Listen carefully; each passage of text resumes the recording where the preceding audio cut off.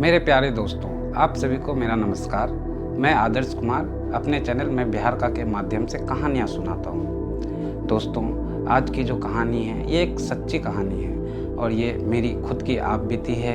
आप लोग इस कहानी को पूरा अंत तक सुने और अगर आपको मेरी कहानी पसंद आती है तो आप मेरे चैनल को सब्सक्राइब करें, लाइक करें, कमेंट करें और शेयर करें। तो दोस्तों, आइए बिना देर किए हुए आज की कहानी मैं आपको सुनाता हूँ। दोस्तों, बात 2015 की है। एक शाम मैं अपने कमरे की बालकनी में बैठा था।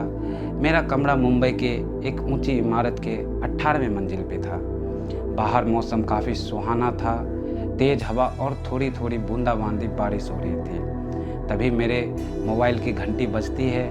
मैं अपने चेयर से उठ बालकनी से निकल अपने कमरे की तरफ जाता हूँ। जैसे ही मैं मोबाइल के करीब पहुंचता हूं, मैं पाता हूं कि यह कॉल एक अज्ञात नंबर से आ रही है। इसके बाद मैं फ़ोन उठाता हूं। फ़ोन उठाते ही एक आवाज़ आती है। आवाज़ एक लड़की की थी और वो कहती है, हेलो आदर्श।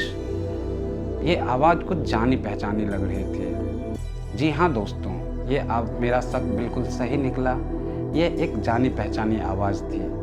ये कोई और नहीं, मेरी एक पुरानी मित्र कोमल की आवाज़ थी। कोमल, जिसे मैं पिछले 4 साल से जानता था। हम लोग कभी मिले नहीं थे, बट हमारी मुलाकात सोशल मीडिया के माध्यम से हुई थी, जो हमारे ही कॉलेज के एक मेरे खास मित्र ने कराई थी। यह उस समय की बात है, तब मैं कॉलेज में पढ़ाई कर रहा था। कोमल भी हमारे ही कॉलेज में पढ़ती थी, पर कुछ बात अलग थी।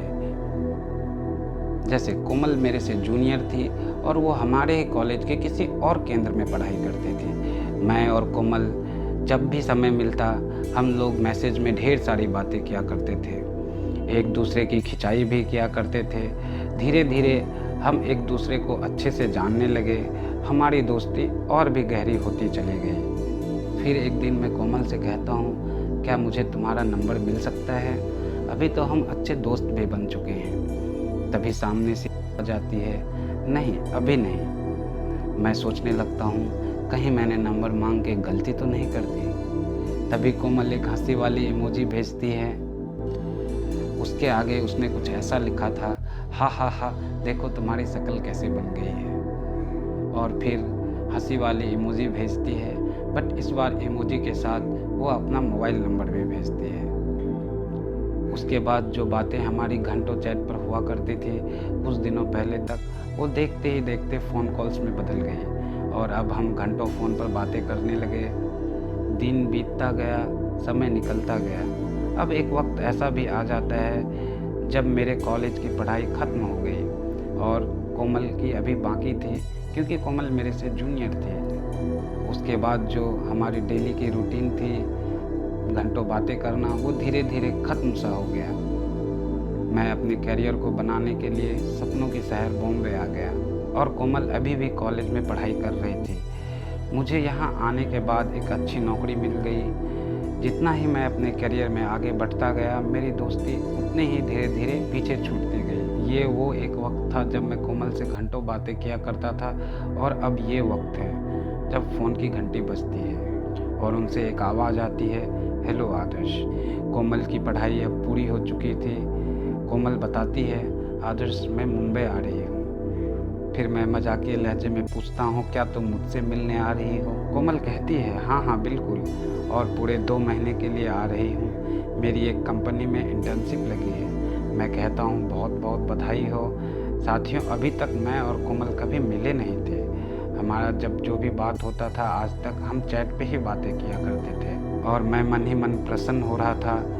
कोमल मुंबई आने का दिन और समय भी बताती है। फिर धीरे धीरे वो दिन आ जाते हैं जब कोमल को मुंबई आना था। मैं कोमल को रिसीव करने एयरपोर्ट पे गया और कोमल के एयरपोर्ट से बाहर आने का इंतज़ार करने लगा। मुझे थोड़ी थोड़ी घबराहट भी हो रही थी। हम पहले कभी नहीं मिले थे। थोड़ी ही देर इंतज़ार करने के बाद मैं देखता हूँ कि एक पतली दुबली सुंदर सी लड़की अपने एक हाथ में ट्रॉली, एक बैग अपने पीठ पे लिए मोबाइल से बात करते हुए और काफ़ी मुस्कुराते हुए मेरी तरफ आ रही है।